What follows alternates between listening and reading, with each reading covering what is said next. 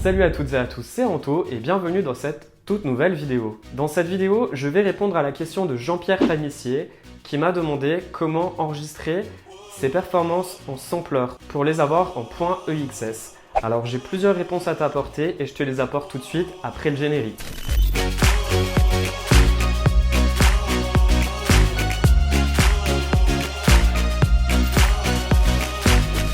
Cette vidéo, je vais l'organiser en 3 parties. La première partie, je vais vous parler du sampler. La seconde partie, je vais vous parler du quick sampler qui sera beaucoup plus pratique si vous souhaitez sampler uniquement une loops. Et dans la troisième partie, je vais vous montrer comment vous allez ranger et organiser votre sampler et votre quick sampler.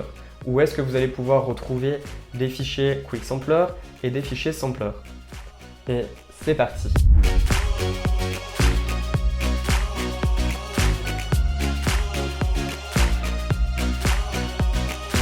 Tout d'abord, vous allez ouvrir Logic Pro et vous allez ouvrir un sampler.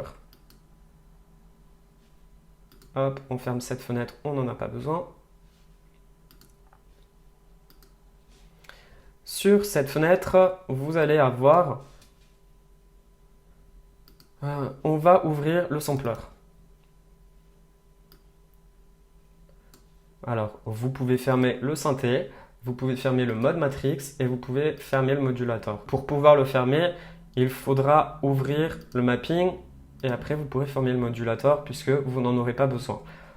Il vous suffira aussi d'ouvrir la zone et vous allez aller par exemple dans vos onglets de boucle. Là, je vais le faire avec une boucle brésilienne de Logic Pro. Je la glisse dedans. Voilà, vous avez la boucle qui est mise automatiquement dans votre sampler. Elle commence à partir de la C1.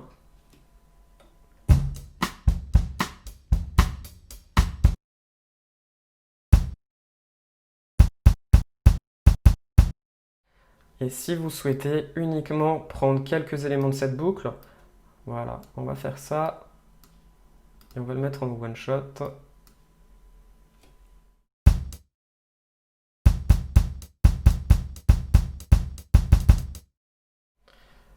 Et là, vous avez un premier élément qui est enregistré dans votre sampler. Si ensuite vous voulez un autre élément d'une autre boucle, eh ben, vous cliquez ici, vous cliquez sur une loops et vous allez aller la glisser ici. Par exemple sur la deuxième note noire. Ensuite, vous allez sélectionner un autre élément. Donc, vous allez le sélectionner dans la boucle. Par exemple celui-ci. N'oubliez surtout pas, c'est de cliquer sur le one shot, de faire un fade out et un fade in pour que le son puisse être beaucoup plus propre. Donc là, on va le mettre comme ça. Et voilà.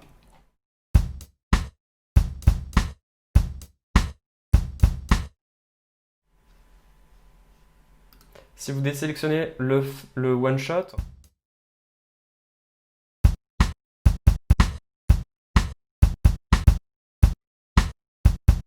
en fait, l'élément jouera à chaque fois que vous garderez le doigt appuyé sur la note. Donc voilà, le but c'est de pouvoir glisser tous les éléments que vous voulez. Là, on va en mettre un autre. Je vais dézoomer.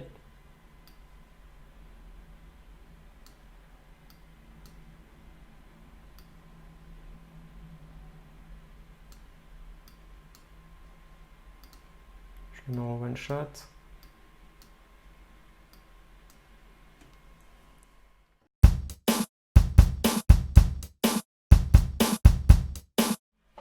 C'est beaucoup plus simple pour faire du sampling en sélectionnant le mode one shot. Donc, une fois que vous l'avez créé, il vous suffira de cliquer sur Réglages d'origine en haut et puis de cliquer sur Enregistrer sous. Là, il va vous proposer de l'enregistrer sous un nom, donc YouTube Test, et enregistrer.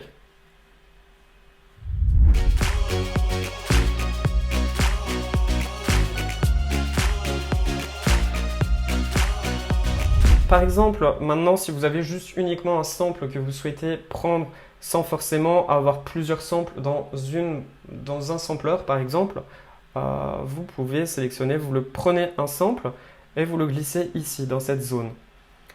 Ensuite, vous sélectionnez, alors ça va être un quick sampler, soit vous avez le choix entre l'original ou l'optimisé.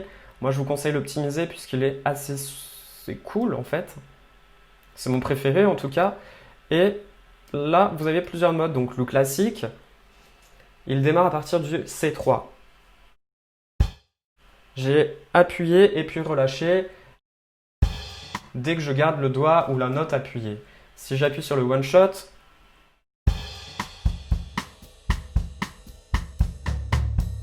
j'ai appuyé une fois sur la touche et il a continué.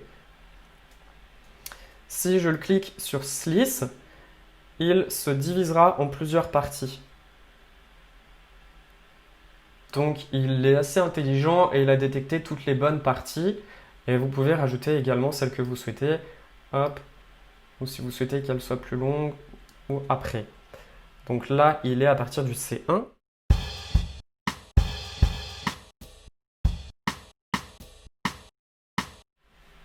Je vais supprimer celle-ci et je vais vous montrer quelques... J'ai appuyé sur la touche et je l'ai relâché et pourtant il a continué. Alors pour pallier à ce problème, il faudra cliquer sur Gate.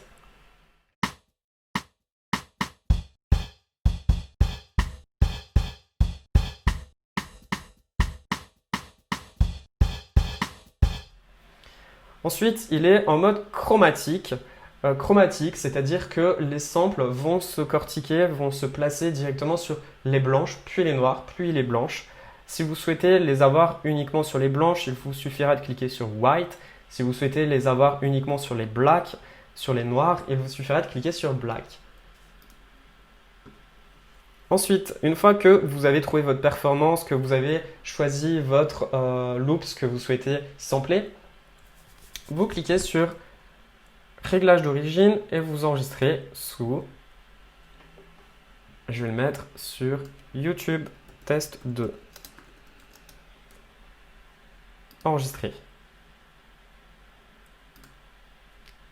Donc là, on a le sampler et le quick sampler. Ensuite,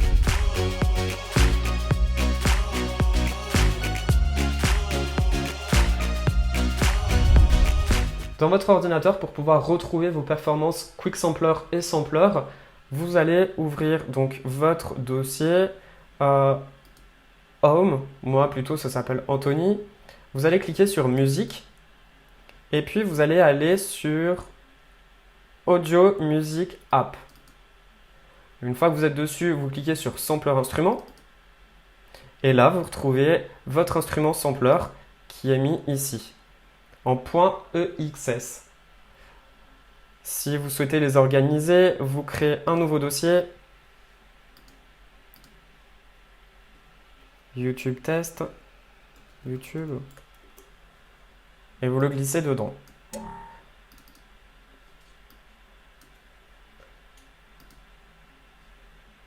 Lorsque vous ouvrez votre sampler, le fichier se retrouvera dans le dossier qui s'appelle YouTube.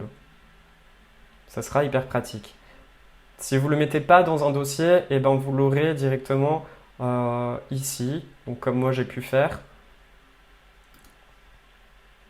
Il apparaîtra directement ici.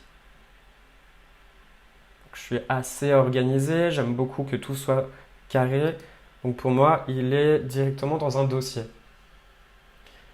L'avantage également, c'est que si vous trouvez sur Internet des banques de sons qui sont en .exs, vous avez juste besoin de les glisser dans ce dossier.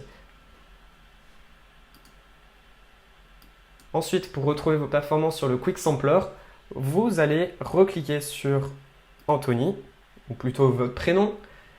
Vous allez aller dans Musique, Audio Music App et Plugin Setting. Et là, il faudra descendre sur Quick Sampler.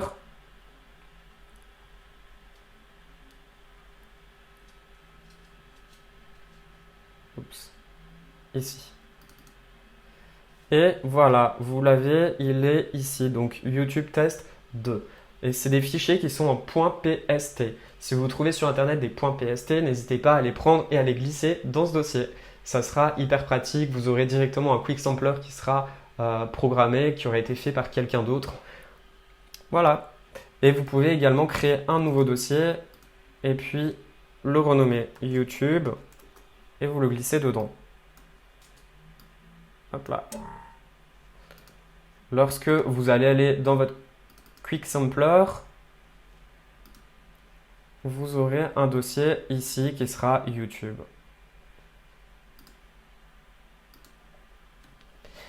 C'est tout.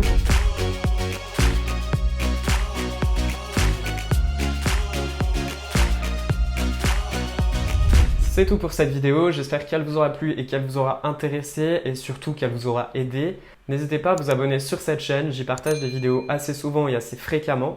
N'hésitez pas également à me mettre un pouce bleu, ça me fera très plaisir d'en recevoir, surtout pour l'aide que je vous ai apportée dans cette vidéo. Si vous avez d'autres questions, n'hésitez pas à me les poser, j'y répondrai volontiers dans une vidéo ou en commentaire. Là, je pense que pour le coup, il valait mieux que je vous montre parce que forcément, c'est une technique de 2020. Et j'aime bien aussi quand les choses sont carrées, donc j'aime bien aussi vous montrer que vous pouvez les organiser directement dans des dossiers. Et j'ai oublié de vous dire, n'hésitez pas également à aller faire un tour sur mon site internet www.musiquevideoloupable.com. J'ai créé des packs de musique spécialement pour vos chaînes YouTube et pour créer votre propre identité sonore. Il vous suffira uniquement de vous inscrire et je vous envoie automatiquement les packs de musique pour vos chaînes YouTube et pour créer votre propre identité sonore par mail. Quant à moi, je vous retrouve la semaine prochaine dans une prochaine vidéo. C'était Anto, salut!